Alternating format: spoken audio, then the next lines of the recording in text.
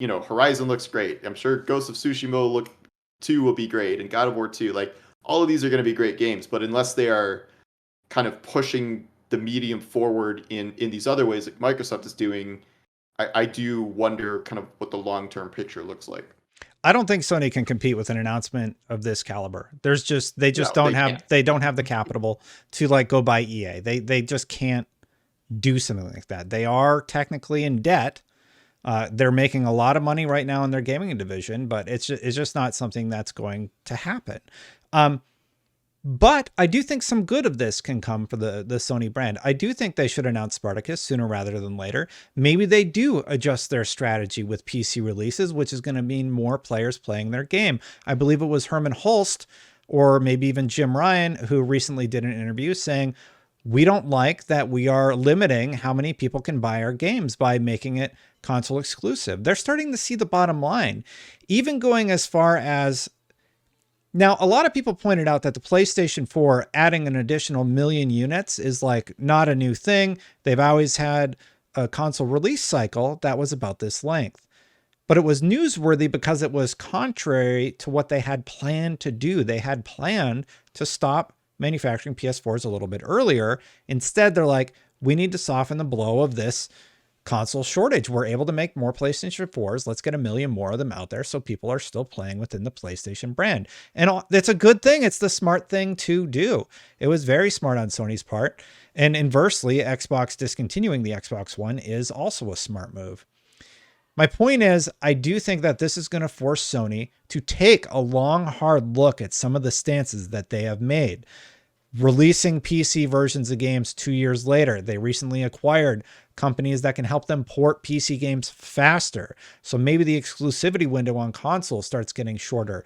Maybe their Spartacus answer to Game Pass, they're going to have to sweeten that deal a little bit more. And you know who wins at the end of the day, Paul?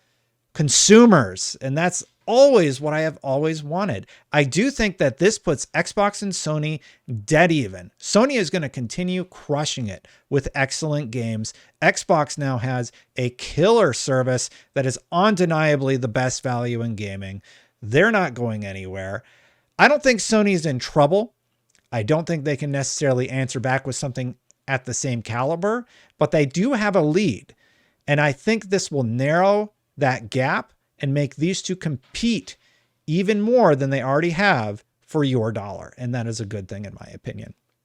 Now, exclusives. Activision has a lot of coveted games, and I wanted to get your take. I did my own video sort of about this, but I want to hear your thoughts.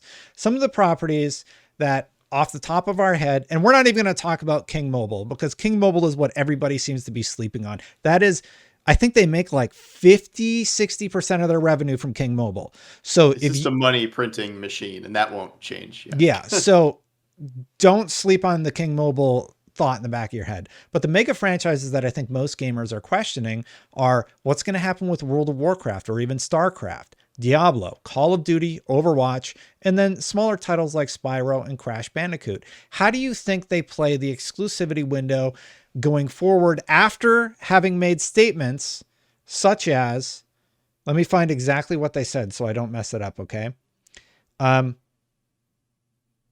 Sorry, Paul, give me 2 seconds. This and quote, viewers, this give me quote a is, second. I think I've copied this quote so many times. Activision Blizzard games are enjoyed on a variety of platforms, and we plan to continue to support those communities moving forward. Separately, they also said, I'll just say to players out there who are playing Activision Blizzard games on Sony's platform, it's not our intent to pull communities away from that platform, and we remain committed to that.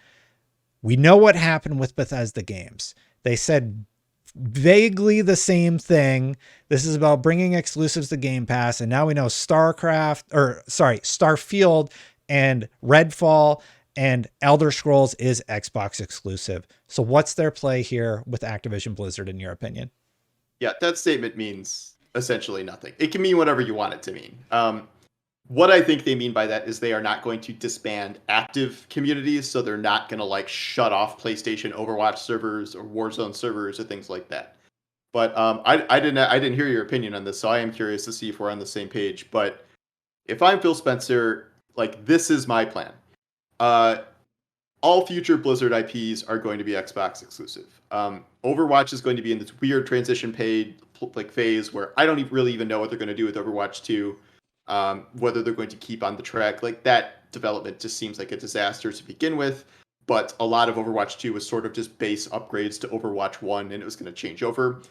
They could just keep Overwatch multiplayer on all platforms. That kind of sounds like what that statement indicates. Most Blizzard games are kind of core centric to PC, and I don't see that changing. Like, you can see things like World of Warcraft now gets you, Game Pass gets you X amount of months as a sub or whatever, things like that. But if there is, say, a console version of Diablo 4, I think that would be Xbox exclusive, even if kind of the main platform there is PC. I think if they bring back, other older franchises, StarCraft would probably be PC centric, but if they made a StarCraft FPS finally, StarCraft Ghost finally gets made, that would be Xbox exclusive, things like that. Call of Duty is its own category of crazy, where my prediction would be Warzone stays everywhere.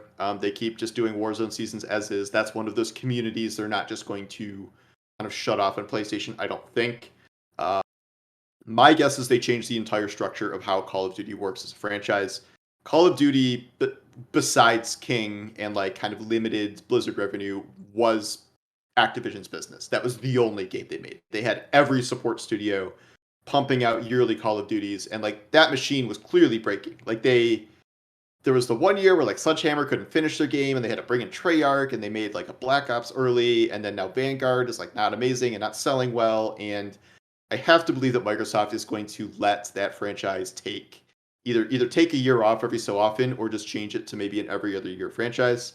That will result in maybe some of those support studios being able to go work on other things like Spyro and Crash and all the other IPs that they now have, instead of just being these little cogs in a Call of Duty wheel.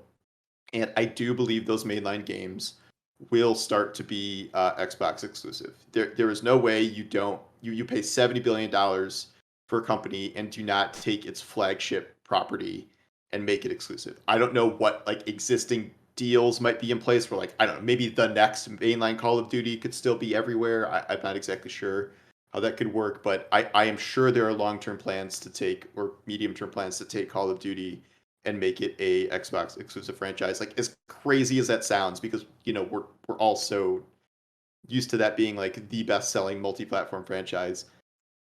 That is what this kind of deal produces. Like, we were talking about this Bethesda deal for $7 billion. This is 70. This is 10 times bigger than that. This is what they're doing with Bethesda, and their only kind of gives with Bethesda are like, yeah, you can play Fallout 76 on PlayStation still, and like we didn't cancel the Deathloop deal.